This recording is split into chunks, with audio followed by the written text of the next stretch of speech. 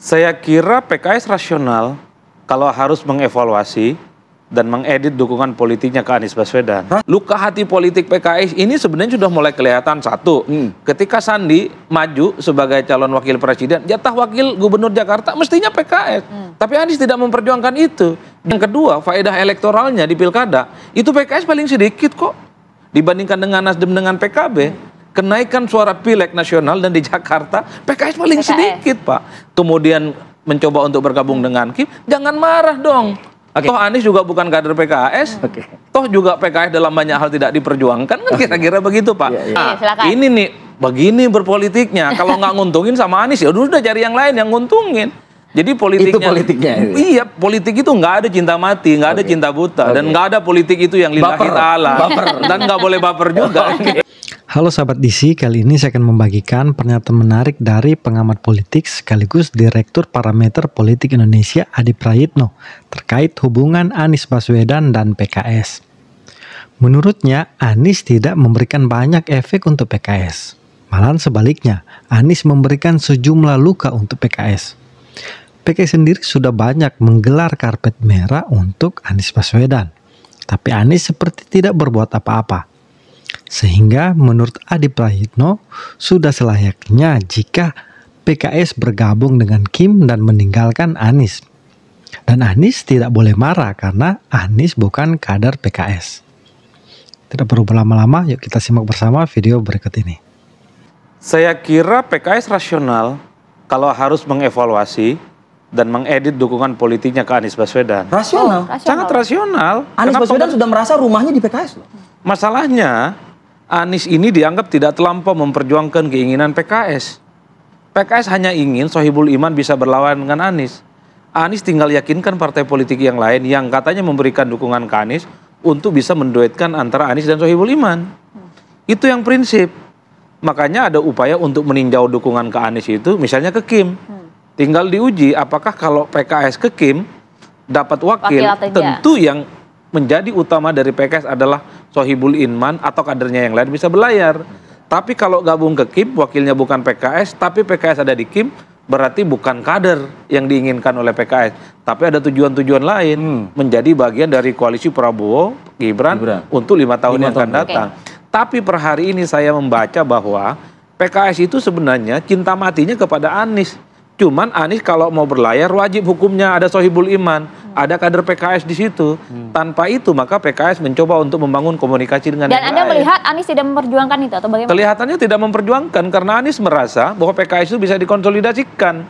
PKS itu sudah di tangan. Jadi PKS ini kalaupun toh mau bermanuver tidak akan mungkin pindah ke lain hati. Saya justru membaca Anies ini agak kaget dan mungkin sedikit menyesal dengan apa yang dilakukan oleh PKS. Kenapa menyelesai? Apapun judulnya, PKS ini adalah cinta setianya Anies Baswedan.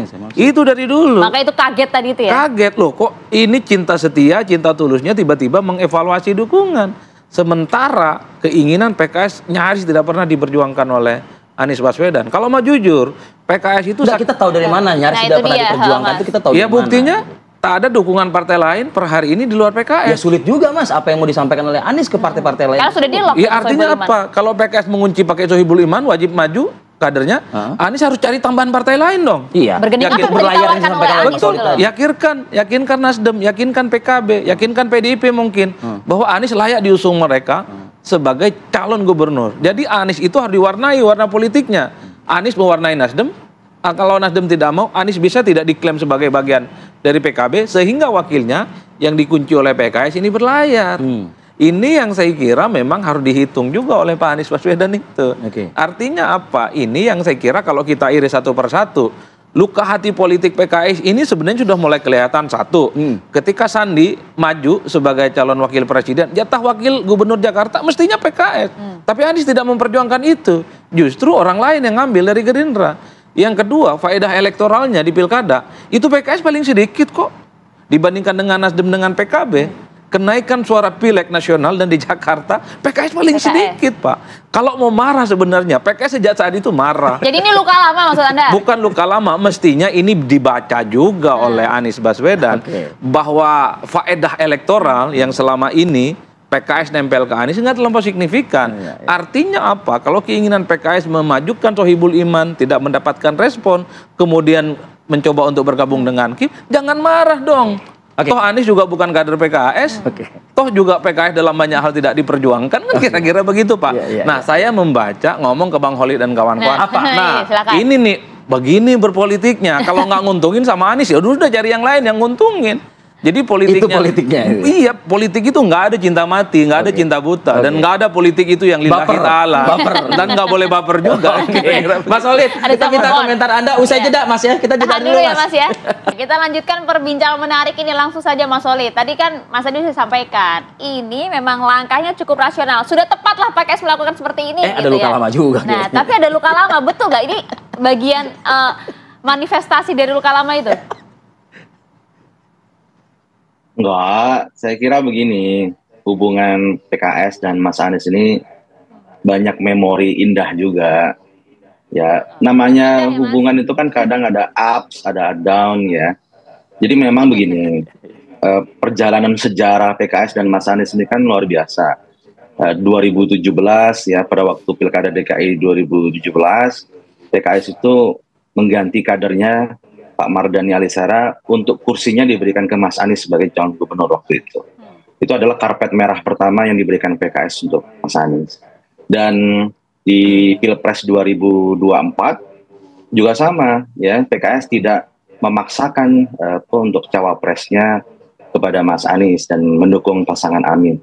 Tadi Mas Adi menyebut terkait wakil gubernur DKI yang harus jatahnya PKS, yaitu merupakan juga satu peristiwa yang menjadi catatan juga buat dalam perjalanan sejarah kita. Nah, saya pikir ini kan kalau kita lihat masa lalu kan jadinya ya ada ibroh lah, ada pelajaran yang kita miliki, baik itu pelajaran buat PKS dan juga pelajaran juga buat Mas Anies. Tentu kita berpikirnya kan bukan masalah ini kepentingan PKS, ini kepentingan Mas Anies, tapi bagaimana untuk warga Jakarta ke depan. Dan untuk pilkada saat ini yang Jakarta, sebenarnya PKS juga memberikan karpet merah buat Mas Anies.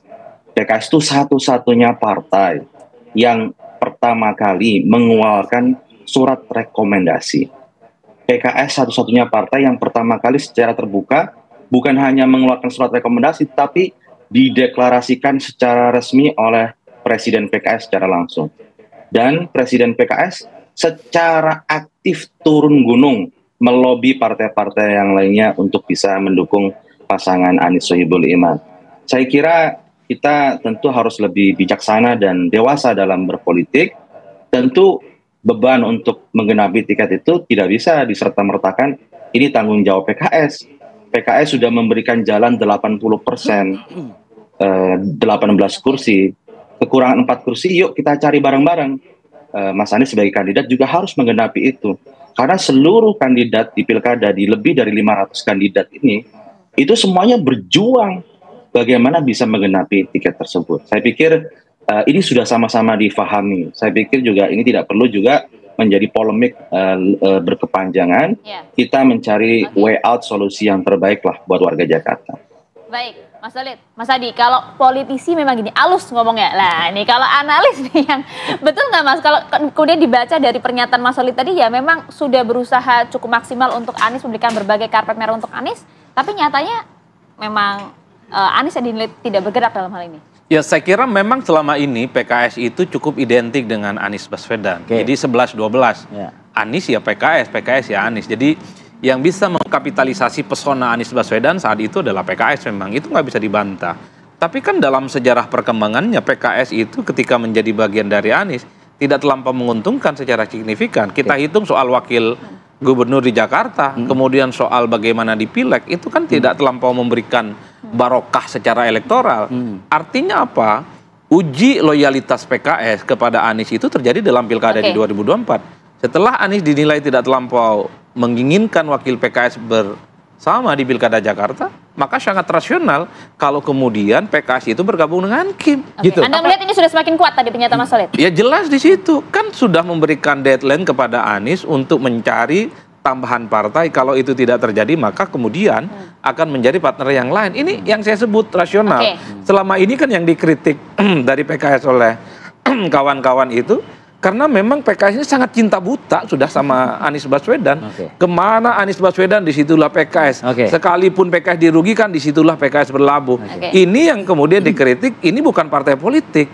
Ini adalah jalan menuju surga kalau begini ceritanya. Nah, PKS ini sejak 2024 sudah mengkalkulasi bahwa politik itu untung dan rugi. Kalau Anies nggak nguntungin, pindah dong ke tempat yang lain. Tapi kalau hitung-hitungan kursi juga kayaknya lebih banyak benefitnya bergabung dengan Kim ya daripada dengan Anies Baswedan. Betul. PKS kuat di Jakarta itu bukan zamannya Anies. Waktu PKS justru bergabung dengan Prabowo lah suaranya signifikan. Di Jakarta, itu. Di Jakarta ketika PKS di 2019 kita kan tahu dia 16. Ketika di 2024 cuma nambah 2, 18. Nggak untung-untung amat gitu loh.